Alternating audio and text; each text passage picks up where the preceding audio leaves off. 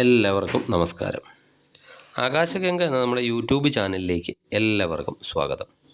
2025 പുതുവർഷം വരികയാണ്. ഈ പുതുവർഷത്തിൽ ഭരണി നക്ഷത്രത്തിൽ ജനിച്ച നക്ഷത്ര ജാതകർക്ക് 2025 എന്തൊക്കെ ഗുണദോഷങ്ങളാണ് കൊണ്ടുവരുന്നത് എന്ന് നമുക്ക് ഈ വീഡിയോയിലൂടെ നോക്കാം. ഭരണി നക്ഷത്രക്കാർക്ക് 2025 വർഷം പൊതുവെ സമ്മിശ്രമായ ഫലങ്ങളൊക്കെയാണ് നൽകുന്നത്. അതിൽ ഗുണങ്ങളുടെയൊക്കെ ആധിക്യം കൂടുതലായി ഉണ്ടാകുന്നതാണ്. ജനുവരി മാസം പൊതുവെ ഗുണാനുഭവങ്ങളുടെ കാലമൊക്കെ ആയിരിക്കും. അതുപോലെ ആരോഗ്യം, തൊഴിൽ, വിദ്യാഭ്യാസം, കുടുംബാന്തരീക്ഷം, മറ്റുള്ള അവസ്ഥകളും ഒക്കെ അനുകൂലമായി വരുന്നതാണ്. പുരോഗതി എന്ന് പറയാവുന്ന രീതിയിലൊക്കെ ജനുവരി മാസത്തിൽ നിങ്ങൾക്ക് മുന്നോട്ട് പോകാൻ സാധിക്കുന്നതാണ്. ഫെബ്രുവരി മാസത്തിൽ പെട്ടെന്ന് അനുഭവപ്പെടുന്ന ഒരു പുരോഗതിയുടെ എന്തെങ്കിലും ഒരു മാർഗം കാണാനും ആ മാർഗത്തിലൂടെ സഞ്ചരിക്കുമ്പോൾ അത് അനുകൂലമായി തീരുന്നതുമാണ്. അതുമൂലം പലവിധ മുന്നേറ്റങ്ങൾക്കും ഒക്കെ കാരണമാകുന്നതാണ്. ബന്ധുക്കളോ സുഹൃത്തുക്കളോ ഒക്കെ മുഖാന്തരം വിദേശയാത്രയ്ക്കൊക്കെ ശ്രമിക്കുന്നവരാണെങ്കിൽ അതൊക്കെ സഫലമാകുന്നതാണ്. അതുപോലെ വരുമാന വർധനവൊക്കെ ഉണ്ടാകുന്നതാണ്. ആരോഗ്യപരമായും നല്ല കാലമാണ്. അതുപോലെ സാമ്പത്തിക ഭദ്രതയും ഫെബ്രുവരി മാസത്തിൽ പ്രതീക്ഷിക്കാം. മാർച്ച് മാസത്തിൻ്റെ ആദ്യ ഭാഗം ആഗ്രഹ സാഫല്യവും പുരോഗതിയും തൊഴിലഭിവൃദ്ധിയും ഒക്കെ കാണുന്നുണ്ട്. അതുപോലെ പുരാതനമായ എന്തെങ്കിലുമൊക്കെ സ്വത്തുക്കൾ ലഭിക്കാനുള്ളവർക്കാണെങ്കിൽ ആ സ്വത്തുക്കളൊക്കെ ലഭിക്കുന്നതാണ്. അതുപോലെ കൃഷിക്കാർക്ക് കൃഷി വഴി അഭിവൃദ്ധിയൊക്കെ ഉണ്ടാകും. ഇതുമൂലം സന്തോഷവും ആരോഗ്യവും ഒക്കെ ഉണ്ടാകുന്നതാണ്. ആരുടെയെങ്കിലും ചില സഹായ ഹസ്തങ്ങളൊക്കെ നമുക്ക് നേരെ നീണ്ടുവരുന്ന ഒരു സമയം കൂടിയാണ് മാർച്ച് മാസം. എന്തെങ്കിലും പരീക്ഷകളിലോ ടെസ്റ്റിലോ ഒക്കെ പങ്കെടുക്കുന്നവരാണെങ്കിൽ അതിലൊക്കെ വിജയത്തിൽ എത്താൻ സാധിക്കുന്നതാണ്. അതുപോലെ ജാതകൻ്റെ പിതാവിനും പലവിധ ഗുണങ്ങളും ഉണ്ടാകുന്നതാണ് മാർച്ച് മാസത്തിൽ. ഏപ്രിൽ മാസത്തിൽ വിവാഹം പോലുള്ള മംഗളകർമ്മങ്ങളൊക്കെ ആഗ്രഹിക്കുന്നവർക്ക് അത് നടക്കാൻ ഇടയുണ്ട്. ഭരണരംഗത്തൊക്കെ പ്രവർത്തിക്കുന്നവർക്ക് പല വിഷമാവസ്ഥകളെയും ഒക്കെ നേരിടേണ്ടതായി വരുന്നതാണ്. ഉദ്യോഗസ്ഥർക്ക് സ്ഥലം മാറ്റം ഉണ്ടാകാൻ സാധ്യതയുണ്ട്. ചില വിദൂര യാത്രകളൊക്കെ തരപ്പെട്ടു എന്നും വരാം. അതുപോലെ മനസ്സിന് ഒരു ചെറിയ ചാഞ്ചാട്ടമൊക്കെ ഈ സമയത്ത് ഉണ്ടാകുന്നതാണ്. ഏത് കാര്യത്തിലും ഒരു പരാജയ ഭീതിയൊക്കെ അനുഭവപ്പെടാം. തൊഴിൽ രംഗത്തും ഏപ്രിൽ മാസത്തിൽ അല്പം ബുദ്ധിമുട്ടുകൾ ഉണ്ടായേക്കാം.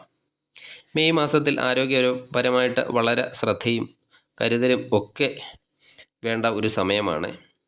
എന്ത് കാര്യവും ആലോചിക്കാതെ ഒന്നും ചെയ്യാൻ പാടുള്ളതല്ല. ബുദ്ധിമുട്ടുകളെയൊക്കെ തരണം ചെയ്ത് വേണം മെയ് മാസത്തിൽ മുന്നോട്ട് നീങ്ങേണ്ടത്. അനാവശ്യ കാര്യങ്ങളുടെയൊക്കെ പുറകെ പോയി സാമ്പത്തിക ബുദ്ധിമുട്ടും അതുപോലെ ആരോഗ്യ ബുദ്ധിമുട്ടും ഒക്കെ ഉണ്ടാക്കാൻ സാധ്യതയുള്ളതിനാൽ ആ കാര്യങ്ങളൊക്കെ മെയ് മാസത്തിൽ ശ്രദ്ധിക്കണം.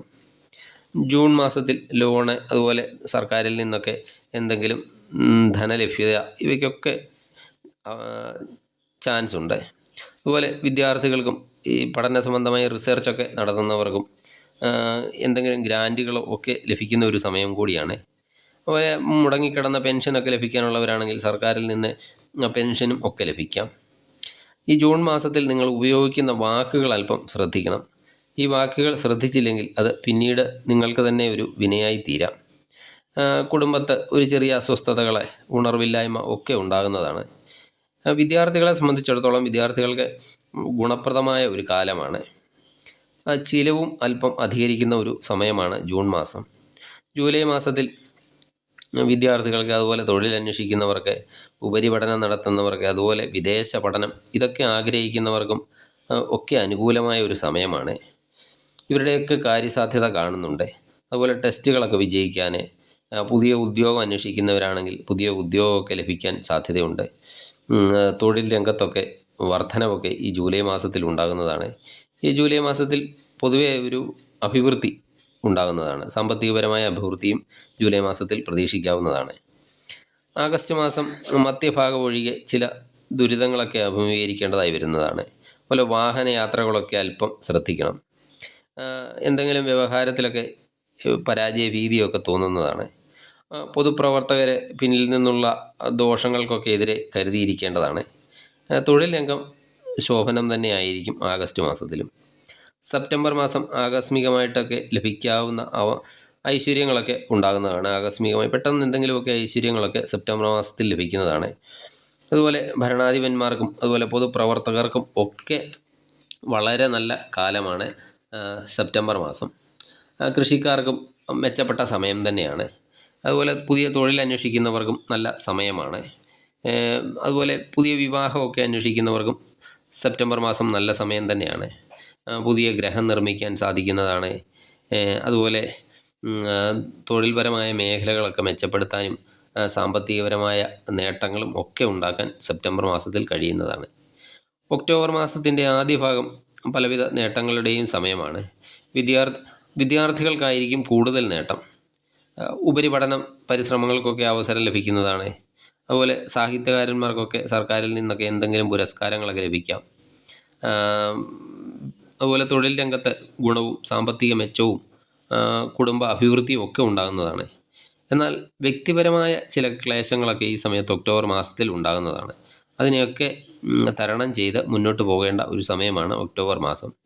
നവംബർ മാസത്തിൽ ദാമ്പത്യ ജീവിതത്തിലൊക്കെ അനുഭവപ്പെടുന്ന അല്പം പൊരുത്തക്കേടുകളൊക്കെ ഈ നവംബർ മാസത്തിൽ ഉണ്ടാകുന്നതാണ്. അതുപോലെ പങ്കാളിക്ക് എന്തെങ്കിലും രോഗദുരിതങ്ങളൊക്കെ ഉണ്ടാകുന്നതാണ്. അലർജി, ആസ്മ പോലുള്ള രോഗങ്ങളൊക്കെ അനുഭവിക്കുന്നവരാണെങ്കിൽ വളരെ കരുതലോടെ ഇരിക്കേണ്ട ഒരു സമയം കൂടിയാണ്. എന്തെങ്കിലുമൊക്കെ വൈഷമ്യങ്ങൾ ഈ നവംബർ മാസത്തിൽ നിങ്ങൾക്ക് ഉണ്ടായേക്കാം. നവംബർ മാസത്തിൽ ക്ഷേത്ര ദർശനം നടത്തുക, ആത്മീയ കാര്യങ്ങളിലൊക്കെ കൂടുതൽ ഇടപെടുക ഒക്കെ ചെയ്യുന്നത് അല്പം പുരോഗതി ഉണ്ടാക്കുന്നതിനുള്ള മാർഗമാണ്. നവംബർ മാസം ശ്രദ്ധിക്കേണ്ടതാണ്. ഡിസംബർ മാസത്തിൽ തൊഴിലൊക്കെ അന്വേഷിക്കുന്നവരാണെങ്കിൽ അവർക്ക് തൊഴിലൊക്കെ ലഭിക്കാൻ സാധ്യതയുണ്ട്. തൊഴിൽ രംഗത്തൊക്കെ അഭിവൃദ്ധി ഉണ്ടാകുന്നതാണ്. അതുപോലെ സാമ്പത്തികമായിട്ട് നേട്ടമുണ്ടാകുന്ന ഒരു സമയം കൂടിയാണ്. ആരോഗ്യപരമായ ബുദ്ധിമുട്ടുകളുണ്ടായിരുന്നവരാണെങ്കിൽ ഈ സമയത്ത് ഡിസംബർ മാസത്തിൽ ആരോഗ്യപരമായിട്ട് ശ്രേഷ്ഠതയൊക്കെ ഉണ്ടാകുന്നതാണ്. എന്നാൽ ആകസ്മികമായിട്ട് എന്തെങ്കിലും ഉണ്ടാകുന്ന ചില പ്രശ്നങ്ങളെയൊക്കെ ഈ സമയത്ത് അഭിമുഖീകരിക്കേണ്ടതായി വരുന്നതാണ്. തൊഴിലവസരങ്ങളൊക്കെ ലഭിച്ചാലും പലപ്പോഴും അലസതയൊക്കെ കാരണം അതൊക്കെ നഷ്ടപ്പെട്ടു പോകാനും സാധ്യതയുണ്ട്. ഇതൊക്കെയാണ് ഭരണി നക്ഷത്രക്കാർക്ക് 2025 ഉണ്ടാകുന്ന ഗുണദോഷ ഫലങ്ങൾ. നിങ്ങൾക്ക് ഈ വീഡിയോ ഇഷ്ടപ്പെട്ടാൽ ലൈക്ക് ചെയ്യുക, മറ്റുള്ളവർക്ക് ഷെയർ ചെയ്യുക. നന്ദി, നമസ്കാരം.